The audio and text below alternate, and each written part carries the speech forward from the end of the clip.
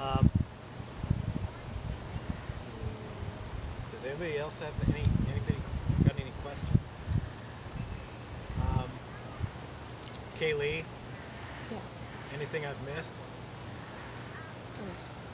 We're trying to upload this to YouTube, so because we have some coaches not here. When you give them a quote? She will have them. Today is Saturday. You'll have them. She'll email them via email.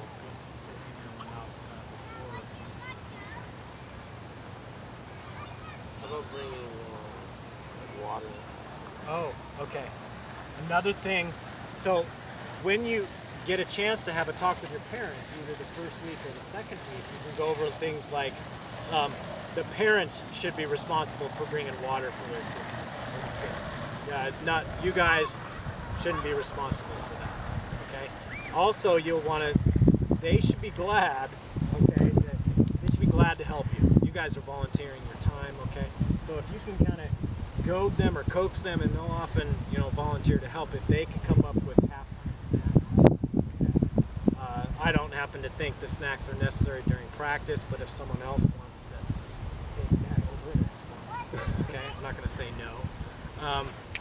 But they, parents should, they should be able to coordinate amongst themselves because everybody should have everybody else's email address. And they can just step forward and say, I'll bring orange slices on the second floor. So, does that answer your question?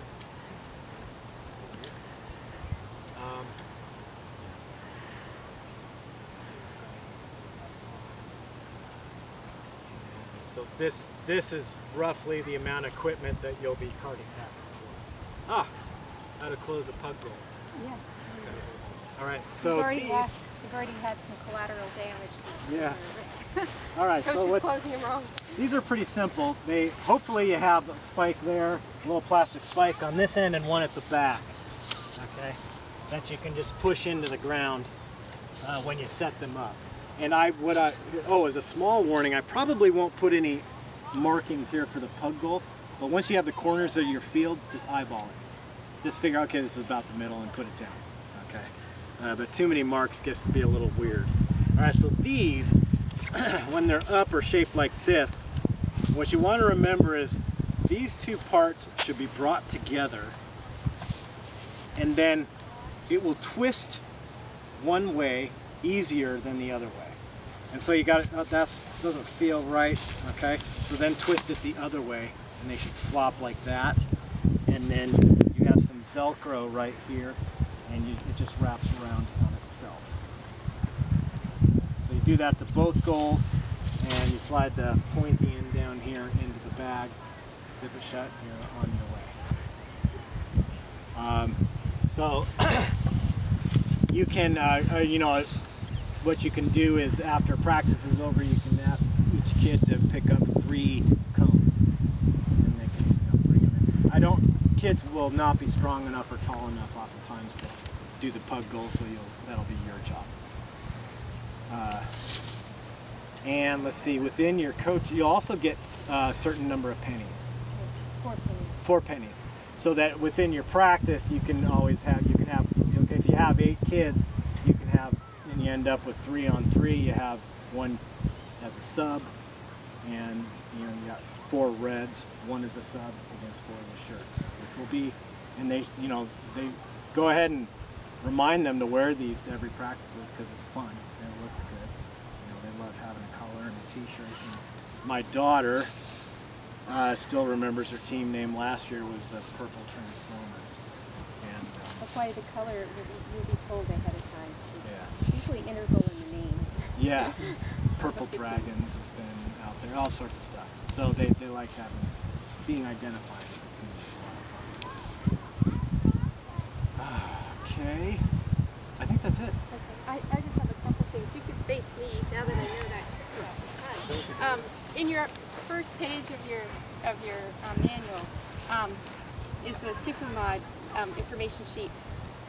Usually we have this practice training on a Tuesday before the game, so I don't have all your rosters. Haven't even really started. I mean, I've plugged in returning team players that are on returning coaches, and I've done that much. But I was trying to get ready for this, but so on your practice day, I'll give you, along with your equipment, a detailed roster that will have all the contact information for your players. So always bring your notebook with you to every practicing game, because I've only had it happen a few times, but somebody will be miscommunication, or somebody will forget to pick up a child. And if you have all the cell phone numbers for all the parents, you can call them. And we had to do that one time when a parent was at a curriculum night and the kid was crying, and it was like 20 minutes after it had ended. So that's scary. Yeah. So keep the notebook, and also. So you were saying parents don't have to be hanging around? No, they do. It was like an older, we used to do it kindergarten to second grade, and it was like a second grader, and it was the older brother was supposed to bike ride, anyway. But yeah, usually parents do stay at this age. They don't drop them off. That's kind of an exception. But so you'll get a detailed roster, and that is not to be distributed or photocopied for your team. It's got a lot of private information about cell phones. One time we had a parent Xerox it for everybody on the team, and then I got an angry call from a doctor's wife saying, that's the pager number you gave to everybody I don't know. So that you're not supposed to do that. So that's just for you. And then also I'll print off all the medical release forms, and that'll be also in your packet, and I'll hole punch them. So you just put that in the front of your notebook. And in the medical release form, it'll have a spot there that says allergies and special needs, and it's after the contact information. So you have to look at all of those players' information and make sure there's no peanut allergies, type 1 diabetes. We see that quite a bit. Not so much asthma inhalers at this age, but bee stings. So look for that information the first day, and just make sure other parents are aware for snack things. Also, with the rosters and website coaches tools, you have access. I've allowed access for all of you to log on. You go under OUSC.com and click on coaches, and then there's a drop-down menu that says coaches login. Click on that, and not anybody can do it, only you guys, because I've authorized you to. You can log on and put your username and password that you use to register as a coach, and then it'll pop up, it'll say My Teams. If you're first-time coaches, you'll only have one team under there, and click it. If you coach multiple seasons, it'll have each season there. So it'll have your last name and fall 2011. And I'll add the team name once you guys decide it. Click on that, and then the roster will appear to the right. And then you can click and say email team. So you can then send an email list with the snack list or whatever. And it's kind of handy if you just have the list of the names of the kids and just have one parent like pass it around. And there's only 7 practices and 6 games. So and there are about 9 on each team. We've done 6 on a team, and it hasn't worked out so well because inevitably somebody will lay down on the field, especially, we've never done 4- and 5-year-olds, but even the kindergarten, first grade, it'll start raining and a kid will just like lay on the field and say, I don't want to play soccer. All right, now you lost one. It's amazing how it just, a little rain will turn people off. So really emphasize, you'll notice the very first rainfall, your team will be, sometimes cut in half. And the parents are so used to baseball and t-ball with rainouts, and so just kind of remind them. I know you mentioned that. And also one time we had lightning actually, and we have very few lightning days here, but I got a call. There was lightning on the west side, but there wasn't lightning here. So the lightning is only if it's on this field.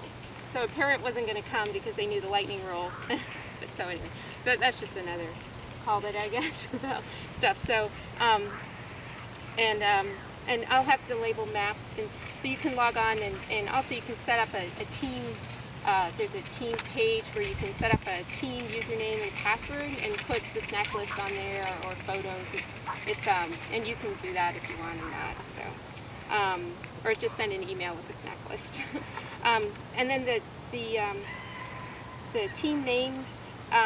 Just on the first practice, I try to run around and get to everybody and get the team name, because a lot of times you're busy and you forget, oh, what's our team name? If you could remember to do that first, because then I sometimes can't get to all the fields before the end of the practice.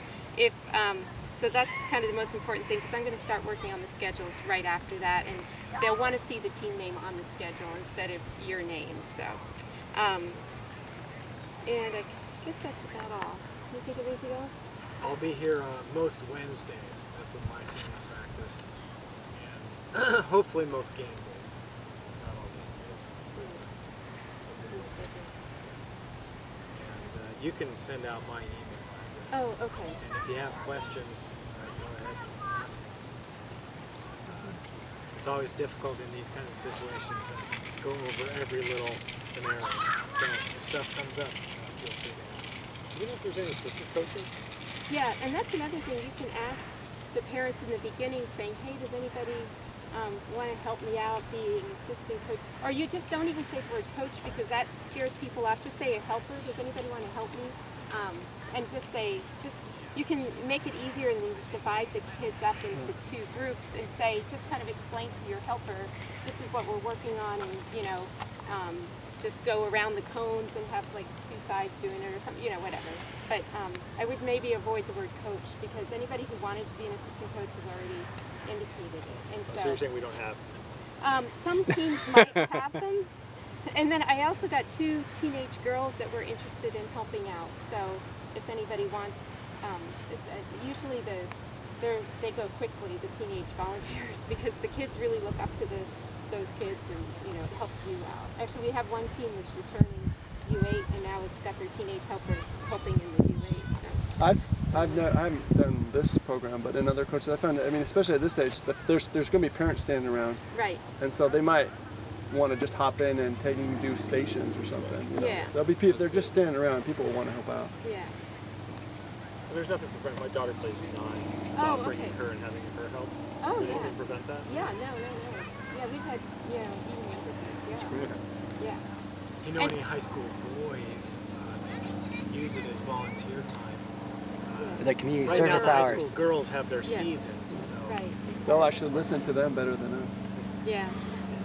And any adults that are going to work with the kids, we just have to have them register as a coach and do a background check, just because the kids will look up to whoever's in charge, and so we just need anybody background check. So if you do get a helper, say, can you log on, or just send me an email, who's your helper's name, and I'll keep trying to remind them to register. So just that risk management team. So, okay.